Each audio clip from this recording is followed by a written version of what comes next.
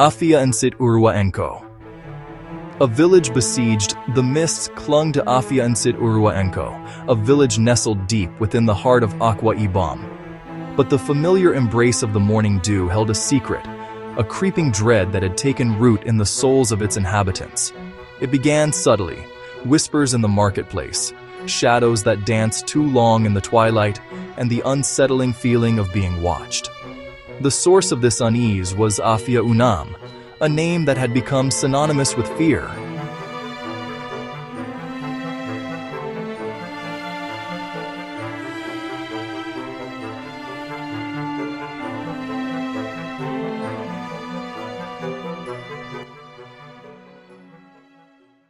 Afia Unam, a boy barely a man, was an enigma.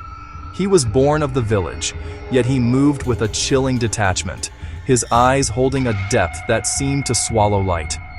He spoke little, but his presence was a palpable weight, a promise of something unseen, something wicked.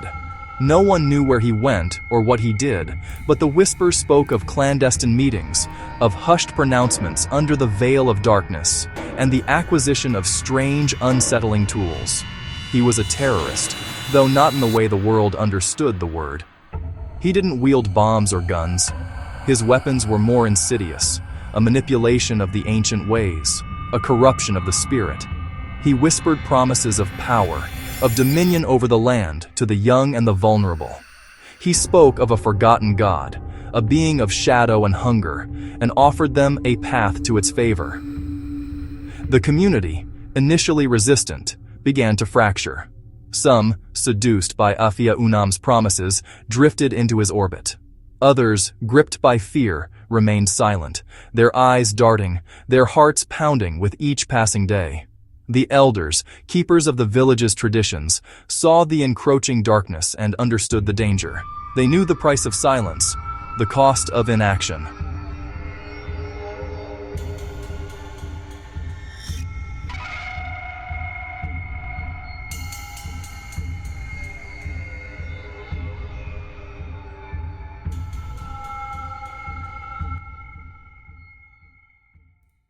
Etim Umo Engpono, the vigilante leader, was a man of quiet strength, his face etched with the wisdom of the ancestors.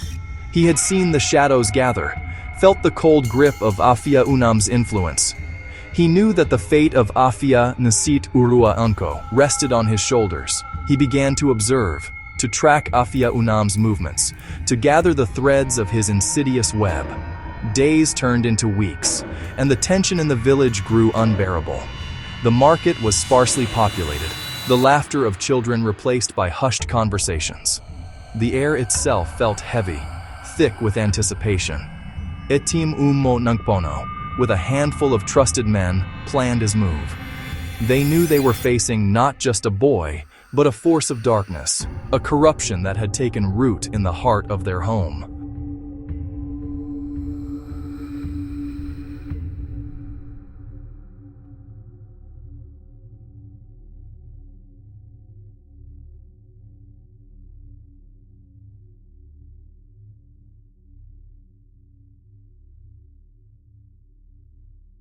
The night of the reckoning arrived under a sky devoid of stars. The moon, hidden behind a veil of clouds, cast an eerie glow upon the village. Etim Umo Nangpono and his men, armed with machetes and the unwavering belief in the protection of their ancestors, moved towards Afia Unam's hidden dwelling, a dilapidated hut on the edge of the village. The hut was a sanctuary of the occult, filled with strange symbols, flickering candles, and the scent of incense. Afia Unam, eyes gleaming with an unholy light, was chanting, his voice a low, guttural drone. Around him, a circle of young villagers, their faces contorted in a mixture of fear and fanaticism, swayed to his rhythm.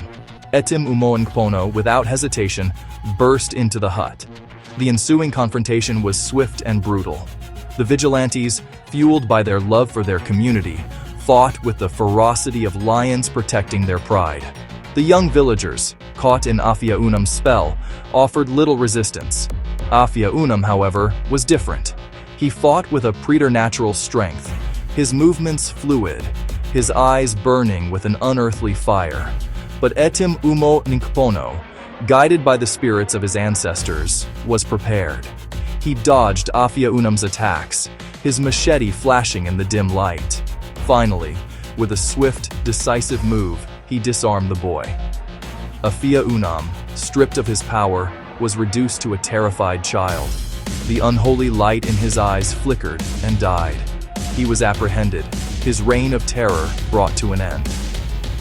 The following morning, the villagers gathered. Afia Unam was bound, his face pale, his eyes downcast. Etim Umo Nkpono stood before the community, his face weary, but his eyes filled with a quiet resolve. He spoke of the darkness that had threatened to consume them, of the courage it took to face it, and of the importance of unity and vigilance. Afia Unam was taken away, his fate unknown.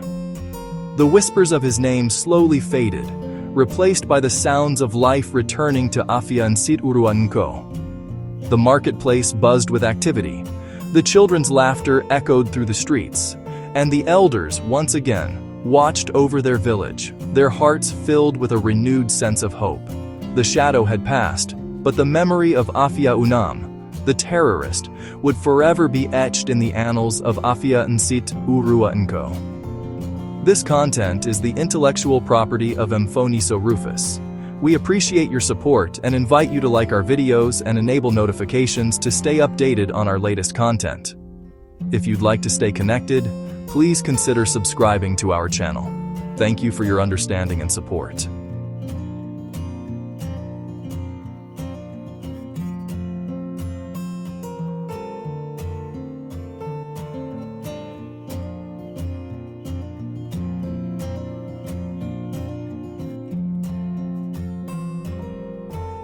Settings. Add bold subtitles with popping effect. Use a male voice for the narrator.